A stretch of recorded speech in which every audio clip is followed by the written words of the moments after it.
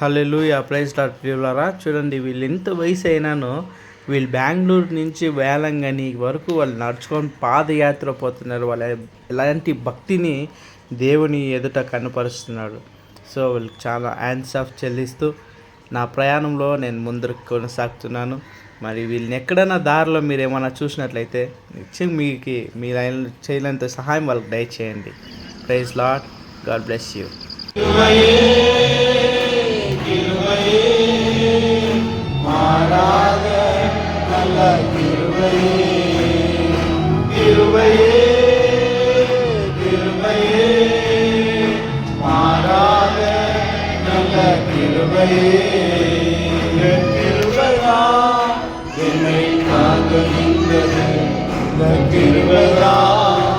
என்னை நடத்துகின்றது உங்கள் கிருபையா, என்னை தாங்குகின்றது உங்கள் கிருபையா.